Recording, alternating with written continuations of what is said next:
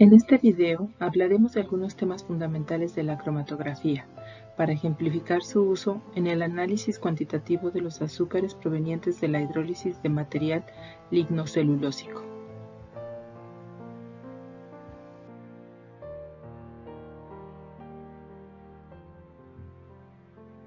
La cromatografía es un método físico-químico de separación de los compuestos de una mezcla. La separación se lleva a cabo mediante la distribución de los componentes de una muestra en una fase en movimiento, también conocida como fase móvil, y una fase estática conocida como fase estacionaria. En este ejemplo, los compuestos separados son coloridos, la fase móvil transparente y la fase estacionaria es de color blanco. Alrededor de 1903, Mikhail Zhiviev, un botánico ruso, separó una mezcla de pigmentos de plantas en una columna de carbonato de calcio, un producto polar, eluyendo con mezclas de éter de petróleo y etanol. En la imagen se muestra la separación de una mezcla de carotenos, luteína y clorofila. La fuerza de gravedad se emplea para mover la fase móvil, y la variación de la composición de esta provoca un cambio en la retención. La separación entre las bandas se conoce como resolución, y otro aspecto que también se puede observar es la intensidad del color, lo cual está relacionado con un gradiente de concentración.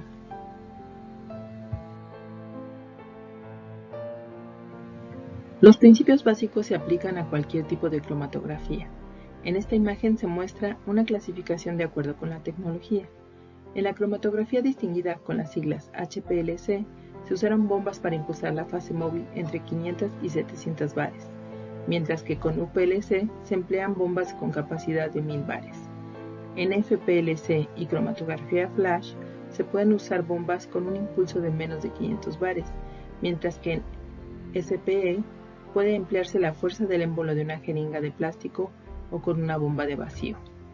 En cromatografía de gases, la fase móvil es un gas, y su movimiento lo controla un regulador de presión, pues la presión de alimentación de la fase móvil depende de la fuente que proporciona el gas, un tanque de alta presión o un generador de gas.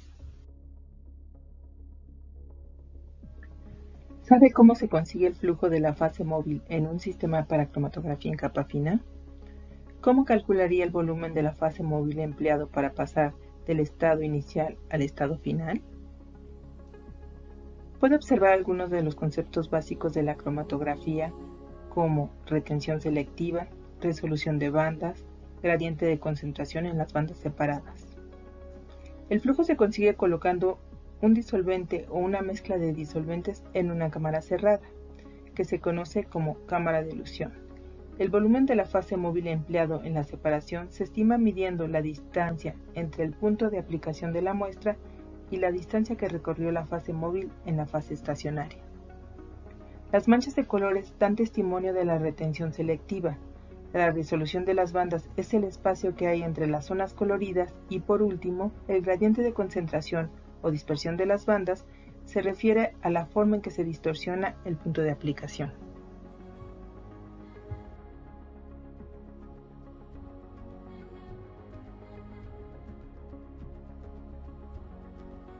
Un sistema HPLC analítico sencillo contiene un depósito de disolvente, fase móvil, filtros de entrada, una bomba, una válvula de inyección, una columna, idealmente dentro de un horno, una unidad de detección y una unidad de procesamiento de datos, con capacidad para controlar los componentes del HPLC y gestionar el almacenamiento de la información.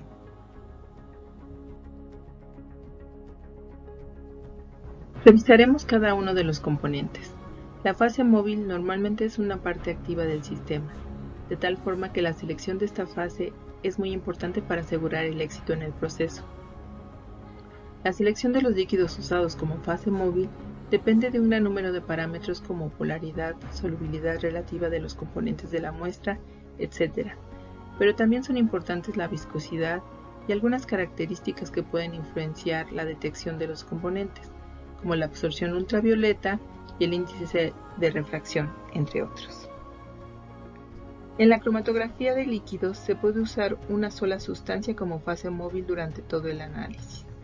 Una separación que utiliza una composición constante de la fase móvil se denomina una elución isocrática.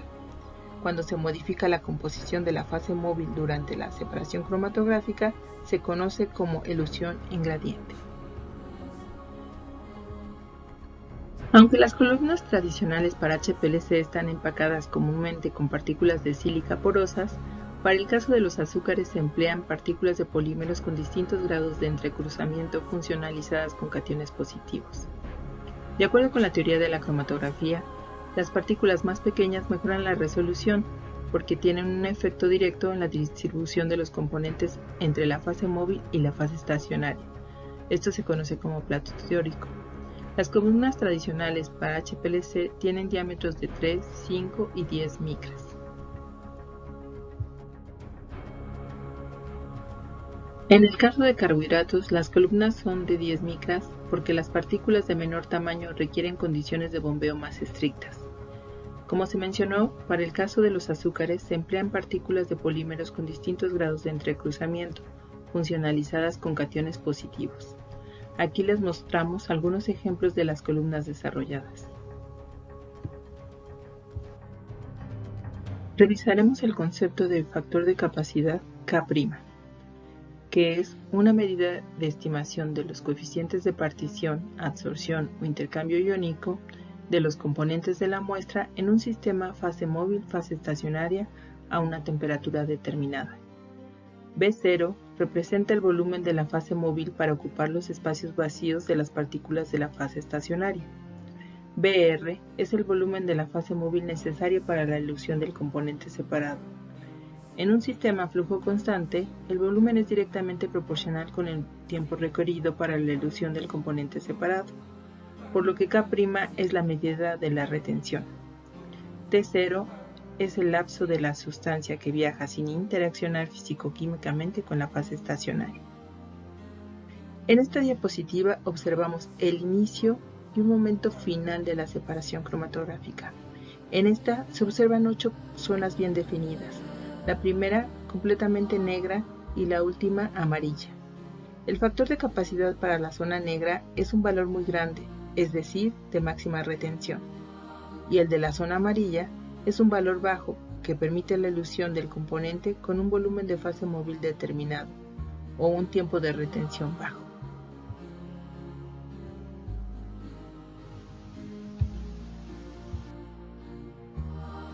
La selectividad es el cociente de dos factores de capacidad de componentes eluidos consecutivamente y evalúa la separación entre estos componentes.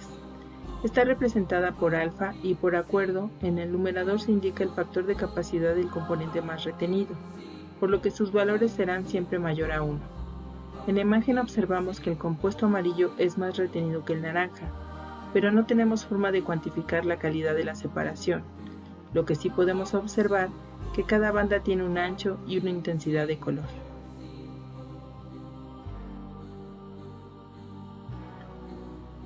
Cuando estamos interesados en separar sustancias no coloridas, es necesario usar una tecnología que nos permita generar un registro de intensidad de la señal en función del tiempo, representado en la imagen de la derecha y conocido como cromatograma. El valor W1 y 2 corresponden a los anchos de las bandas y la altura del triángulo referido como pico a la intensidad. Un pico cromatográfico nos recuerda a una distribución gaussiana, con una media, tiempo de retención medio T1 y T2, o una desviación típica, anchura del pico W1 y 2. La dispersión que tienen los compuestos durante su viaje a través de la columna dependerá de las condiciones del sistema, velocidad del flujo de la fase móvil, volumen de muestra, tamaño de partícula, etc. La altura del pico, o área del pico, es directamente proporcional a la concentración de cada componente detectado y presente en la mezcla original.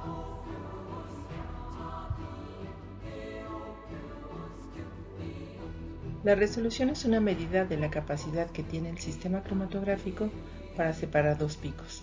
La manera más sencilla de medirlo es usando el cociente de la diferencia de los tiempos de retención y el ancho promedio de los picos adyacentes. La resolución completa de dos componentes, 1 y 2, es el objetivo principal de la cromatografía. Bajo condiciones de operación donde el reparto del soluto entre las fases estacionaria y móvil es lineal, esto es, se sigue la ley de Henry, la constante de equilibrio y el factor de capacidad son independientes de la concentración total de soluto. Después de 50 o más repartos entre las fases, el perfil resultante de la banda se aproxima muy de cerca al dado por una curva de distribución gaussiana. De todas maneras, conforme la banda de soluto pasa a través de la columna cromatográfica, se ensancha y la concentración en el máximo del pico disminuye. Este ensanchamiento finalmente afecta la resolución de las bandas de soluto adyacentes. En la gráfica se muestran tres distribuciones gaussianas con igual superficie, caracterizadas por una media mu y una dispersión sigma. La condición del pico rojo se describe un reparto eficiente y con poca dispersión de banda, mientras que el pico azul describe un reparto poco eficiente y con una gran dispersión de banda. La forma más popular de medir el número de platos teóricos es con la ecuación mostrada. Durante una separación cromatográfica, la composición de la fase móvil puede mantenerse igual o variar. Si la composición de la fase móvil permanece constante durante el proceso de separación, el sistema HPLC se describe como un sistema isocrático. Cuando la composición de la fase móvil se cambia durante la separación, el sistema de HPLC se define como un sistema de gradiente y hay dos técnicas disponibles. Un sistema de gradiente de baja presión, que implica que la mezcla de los disolventes se realiza antes de ser succionados por la bomba, y el sistema de gradiente de alta presión, donde los disolventes son suministrados por bombas individuales y se mezclan en las zonas de alta presión, como en los sistemas UPLC. La tarea de la unidad de detección es percibir el cambio en la composición del eluyente justo a la salida de la columna, para convertir esta información en una señal digital para evaluar la separación y ayudar en las tareas de análisis cuantitativo o en la purificación y recuperación de fracciones. Lo ideal es que el analista sea capaz de determinar qué detector es mejor para sus necesidades. Los sistemas de detección más utilizados en cromatografía son índice de refracción, conductividad, espectrofotómetro UV visible, electroquímicos y fluorescencia. Los detectores pueden ser clasificados en dos tipos: detectores universales o no específicos, como índice de refracción y conductividad. Estos detectores tienen una respuesta con una amplia gama de sustancias y con la mayoría presentan aproximadamente los mismos órdenes de sensibilidad. Y los detectores que son selectivos en su respuesta, por ejemplo, absorción en UV, potencial electroquímico y fluorescencia. La conjunción de la ciencia y tecnología permiten que al retirar la fase móvil utilizada para la separación se detecte la presencia de los compuestos separados, como el detector de dispersión de luz, que nos permite analizar azúcares aún en condiciones de gradiente de concentración de fase móvil, y 2. El detector de masas, que nos permite detectar infinidad de compuestos, ofreciendo una versatilidad increíble de aplicaciones. El registro de separación cromatográfica puede obtenerse convirtiendo las lecturas analógicas o digitales en un intervalo de tiempo. Con ayuda de un sistema de almacenamiento y gestión de datos, es posible graficar la magnitud de concentración del analito en la fase móvil en un momento dado, referido al instante en que se introdujo la muestra en la corriente de la fase móvil. Esta gráfica se denomina cromatograma. Se presenta un cromatograma para la separación de la aloína A y B en una muestra de aloe vera. En los primeros 5 minutos se diluyen una serie de compuestos que absorben UV. Sin embargo, estos compuestos de interés se retienen más de forma selectiva y eficiente y con una alta resolución en un tiempo de análisis ideal, 10 minutos. El tener la información almacenada nos permite observar la separación ampliando o enfocándonos en la zona del cromatograma de interés, evaluar el principio, el final de cada pico, con distintos criterios para diferenciar una señal verdadera.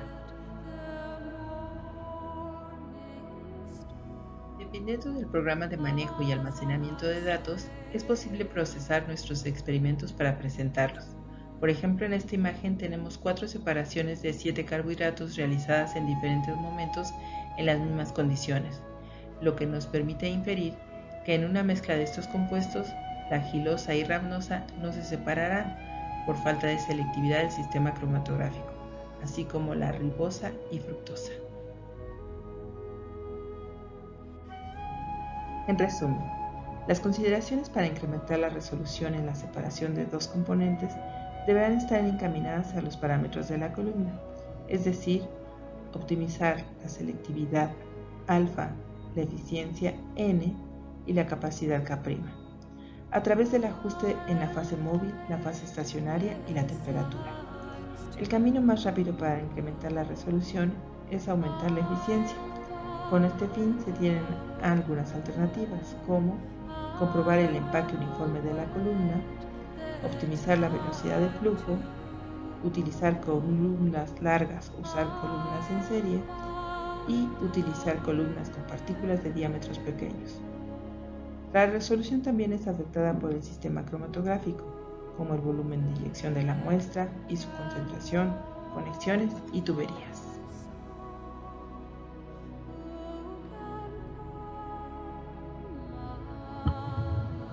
Revisaremos algunos métodos de cuantificación. En este caso, revisaremos altura del pico. Esta se refiere a la determinación de la cantidad o concentración de alguno o todos los componentes presentes en la muestra una vez que se realizó la identificación. Los detectores frecuentemente utilizados en HPLC producen una señal eléctrica, la cual es registrada en un sistema de datos. A mayor cantidad de material que pasa a través de la celda del detector, mayor será la señal registrada, de tal forma que la altura del pico puede ser usada para evaluar la cantidad. La ventaja es la simplicidad y rapidez de los cálculos. La desventaja, que la altura del pico varía mucho más que el área si las condiciones cromatográficas no son estables. El uso del área del pico A para mediciones cuantitativas se basa en el hecho de que la concentración C de un componente de la muestra es directamente proporcional a su área. La medición de las áreas en los equipos modernos es por integración. Después de obtener el área de los picos individuales, la siguiente etapa es establecer la cantidad o concentración de cada componente de la muestra correspondiente a estos picos. En este método de cuantificación se asume que cada componente de la muestra produce un pico y el detector da la misma área para cada componente de la muestra, si está presente en la misma concentración. Es posible usar este método con detectores como IR y dispersión de luz. En este cromatograma se muestra el hidrolizado de un polisacárido compuesto de 6 monosacáridos. La suma de todas las áreas se considera el 100%, por lo que la concentración de cada componente se calcula dividiendo el área del pico entre el área total y se multiplica por 100. Como parte del análisis cuantitativo, tenemos algunos métodos de calibración. En este, para cada analito de interés, se analizan una serie de estándares de diferente concentración y se construye una curva con el área obtenida. La zona de calibración deberá tomar en cuenta el intervalo lineal del detector y que el pico cromatográfico esté bien definido. Este método no requiere que todos los compuestos en la mezcla sean detectados ni de nuestro interés, por ejemplo, en el caso del análisis de aloína del aloe vera. Existen otros métodos de calibración, por ejemplo, este método de estándar interno. En este es empleado cuando se utiliza una etapa de pretratamiento que involucra uno o más procesos de extracción del analito de interés y se compensa con las pérdidas de estos por el proceso.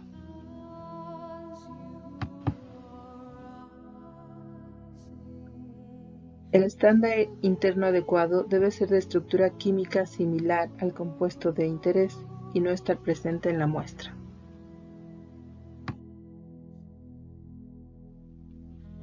La preparación de las muestras para realizar un análisis químico es de suma importancia para asegurar el éxito de la cuantificación. Las técnicas de preparación de muestras son utilizadas para reducir el número de compuestos introducidos a la columna y así incrementar su vida útil, así como para facilitar la resolución del o los analitos de interés. El resultado esperado puede ser una drástica reducción en los tiempos de análisis, Un resultado colateral de esta preparación puede ser un incremento en la concentración de la muestra, con el correspondiente incremento en la detección. Algunos compuestos de pretratamiento de muestras son remoción de partículas, desproteinización y extracción en fase sólida.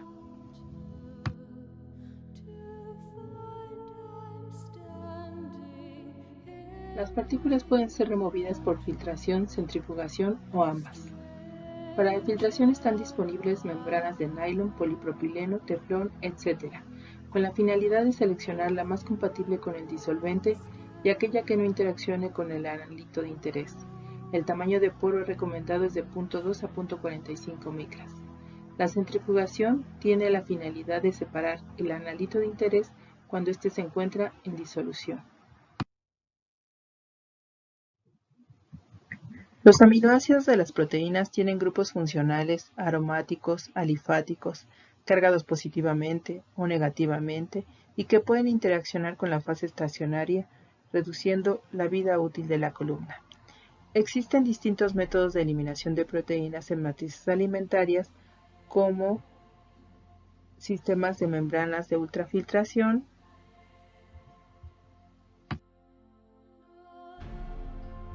desnaturalización por calor. La mayoría de las proteínas son desnaturalizadas por efecto de la temperatura. La desnaturalización química, con sustancias como ácido tricloroacético o acetonitrilo, remueven adecuadamente hasta el 99% de las proteínas de una muestra. Después de la desnaturalización de la proteína por calor o métodos químicos, es necesario filtrar la muestra para separar el analito de interés. Extracción en fase sólida. SPE, por sus siglas en inglés, es una cromatografía de baja resolución y permite dos alternativas. En la primera, el analito no interacciona con la fase estacionaria o cartucho, y los interferentes sí. La concentración del analito se mantendrá constante. En la segunda, el analito interacciona y los interferentes no, por lo que se puede concentrar para aumentar la sensibilidad de su detección.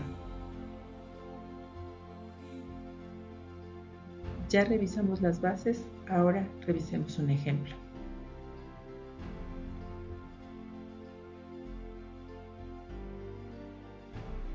Las matrices alimentarias son sistemas complejos.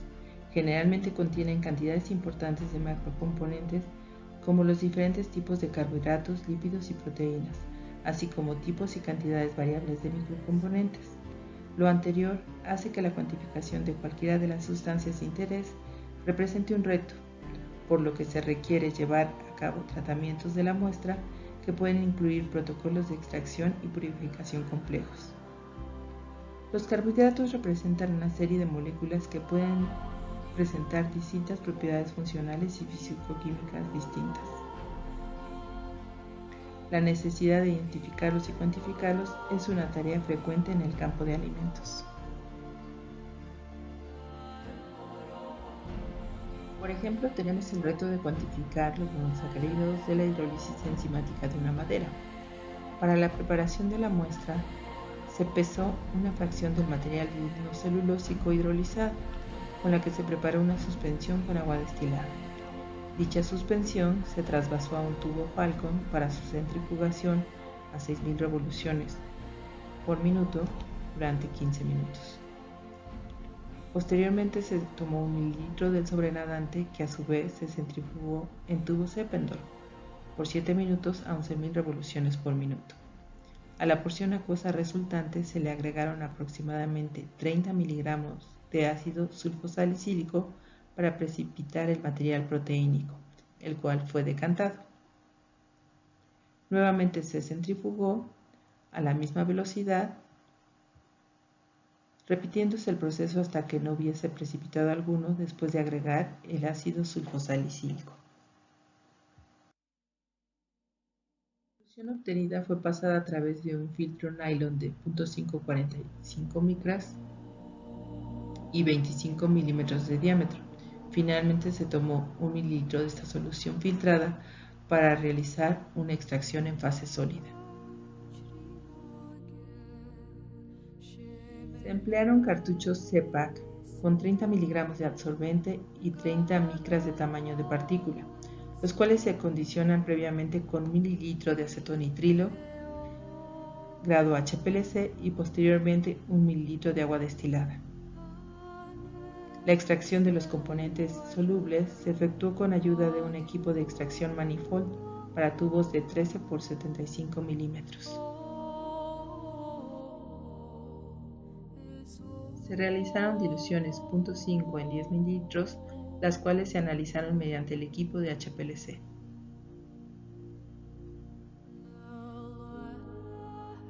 Para el análisis de carbohidratos se utilizó un HPLC con detector de índice de refracción.